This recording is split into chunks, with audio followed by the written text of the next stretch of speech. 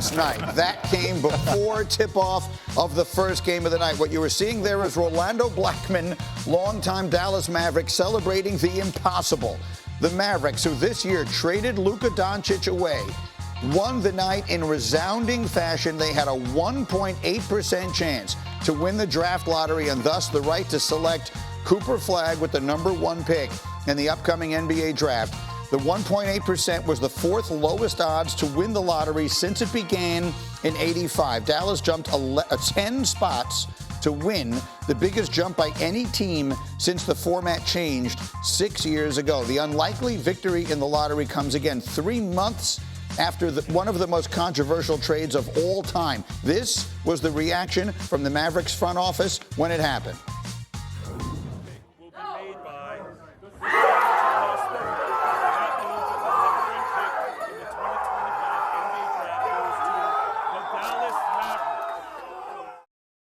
Okay, so they were a little bit excited, to say the very least. And you were telling a great story this morning. Those of us who go back to the first ever draft lottery when the Knicks got Patrick Ewing, and they showed it last night, Dave DeBusschere standing up in 1985. It was the anniversary of that. And it was that was actually a great draft. The draft had Chris Mullin and a bunch of other guys. But one way or another, you were telling a great story about a conversation you had with then Commissioner David Stern. Yeah, I was doing a story about that lottery, and I asked David Stern about that moment. I said, what were you thinking when the placard came out and you realized the Knicks were going to win the rights to Patrick Ewing? He said, I thought, oh my God, they're going to wonder, how did I do it? And, because that's been the conspiracy ever since. The frozen envelope, all the different conspiracies that have come out, but it's just like they wanted him there. And when you consider the story in Dallas and everything that went on, from the Luka trade to the fan base turning on the franchise and everything, for them, you said it was impossible. Not impossible, I'm 1.8%, improbable. Yeah. And yet it happened. And so I imagine Adam Silver is thinking the same thing that his predecessor did, David Stern. They're going to wonder, how did I do it? Yes, because there wasn't Twitter in 1985. Last night, it didn't take very long for those conversations to begin. And I will tell a funny story. Yesterday in our production meeting, so 6 a.m. yesterday morning, Jay Williams pitches the idea, let's talk about what might happen if Dallas wins the lottery tonight. And I said, oh, stop it. We're not, I don't want to get into that. They have 1.8%. I don't even know this. Why would we waste the audience's time talking about something that absolutely cannot happen? And of course, it did. Now, I know it's going to be controversial, but if I'm Nico Harrison, I'm trading the pick. Like, look, there's something. He just got back into good graces. I hear you. But I'm not sure for a guy like Cooper Flagg. I think he needs reps. I think he needs a lot of room to grow. I'm not sure championship aspirations right away for him. Yes. Now, look, the basketball part of me loves the thought of AD, Cooper Flagg, Derek Lively in the backcourt, right? But when I look at the value, could you potentially package something like this to get a Giannis? Could you package in a one-on-one trade to get a Devin Booker? Could you get a Tyrese Maxey? If your championship window is in 2 to 3 years, could you utilize that pick and some assets to get somebody who's ready to contribute to you right now with the pressure in the West Coast? What are you doing, Alan? What are you drinking? What do you got here? There's some good stuff in there. I don't know. What are you drinking this morning? Are you want them to burn the building down?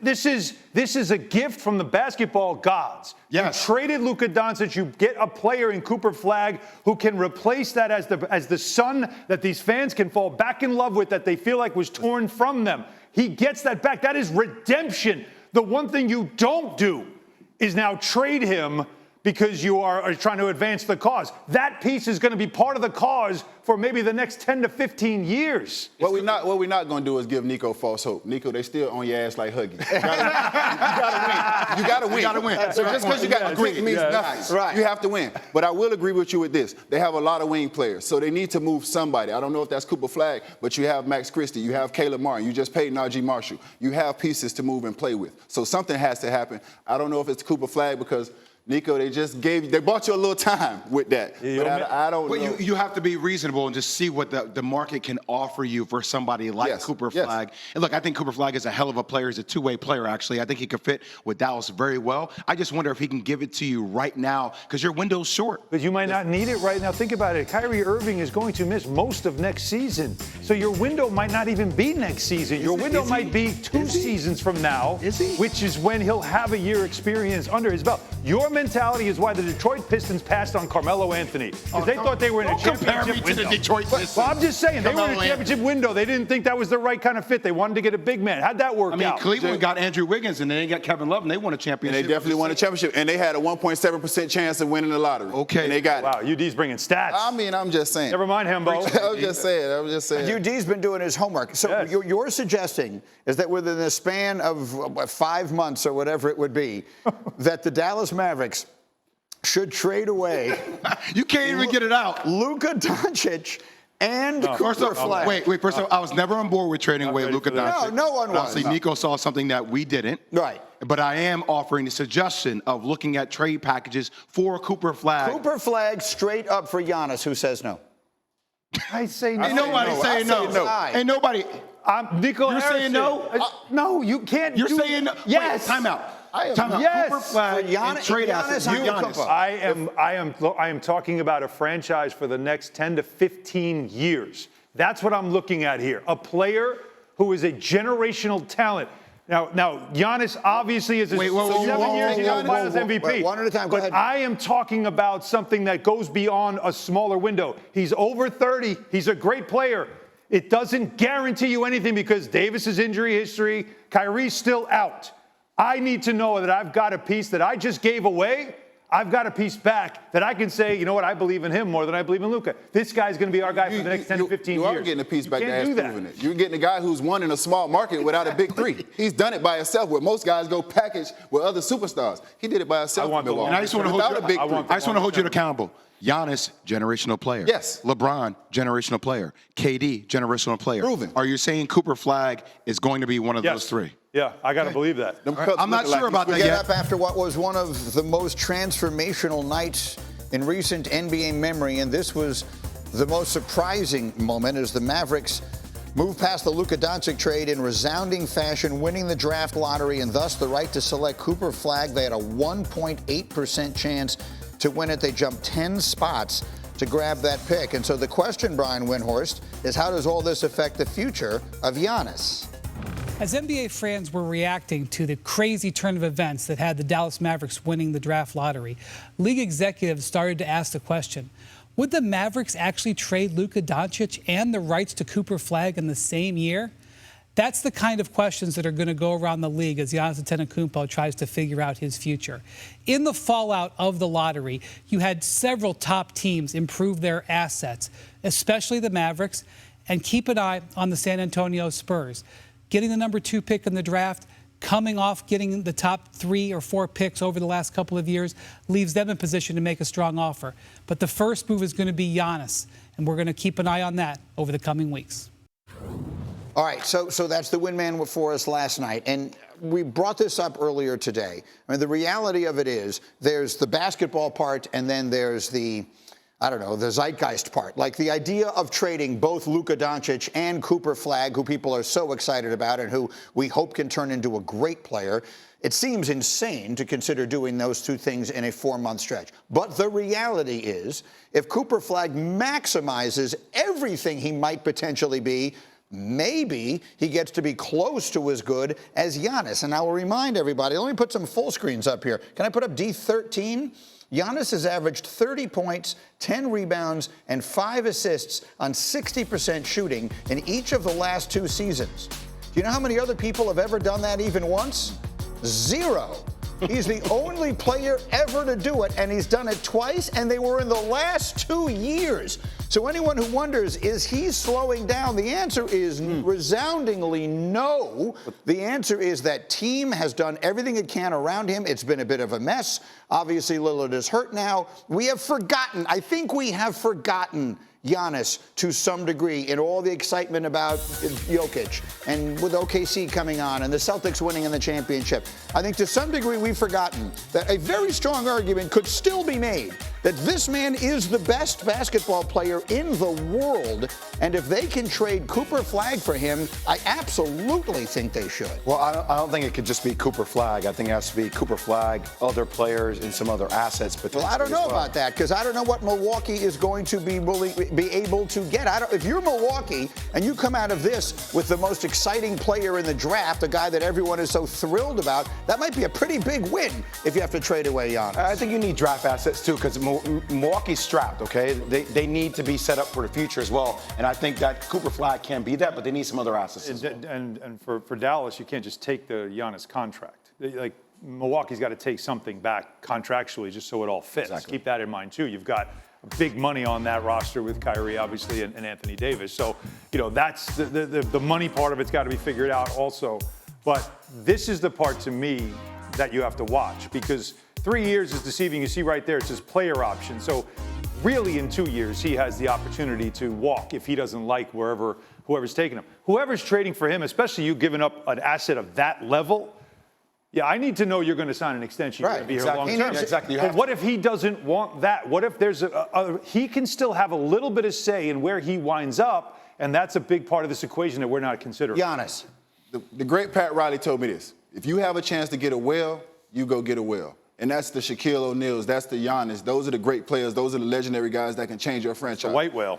I just wonder how the chemistry works with him and AD. Giannis is a downhill guy. You need to put spacing and shooters around him. This is when he's been at his best version in Milwaukee, when they had the Pat Connaughtons, when they had the other guys shooting around him. So how would that chemistry work? But figure that out later. Go get the whale. Figure that out later. You don't even want to worry about it. Giannis and AD in the pick and roll allowed him to turn that corner with spacers like, Kyrie Irving. I mean, look, I think that's a great problem to have. Yeah, that's why I say you figure that out later, you go get the whale. That's what I mean. I think you're saying it exactly right. Don't even, job one, get Giannis.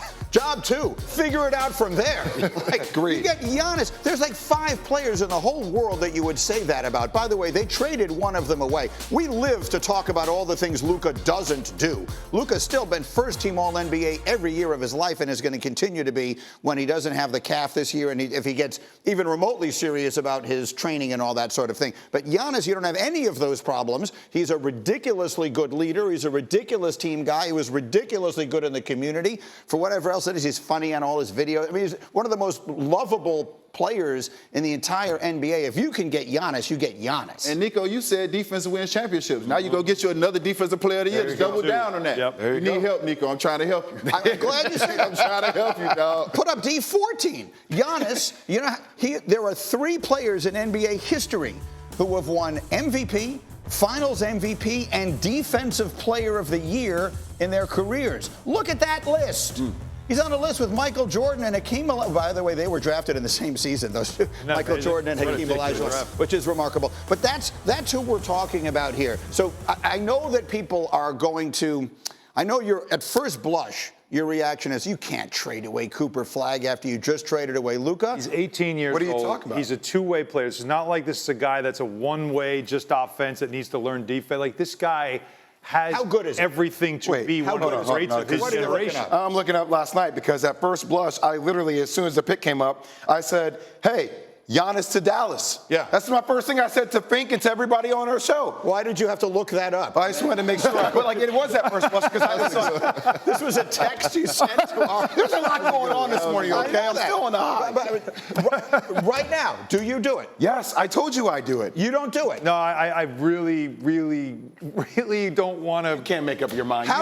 You don't know. No. Get out of here. To me, this is you had a 1.8% chance to win this thing, and you got it, and you lost a generational player. You gave one away that was going to be there for the next 10 to 15 years. You sent him away. Your fan base almost lit the franchise on fire.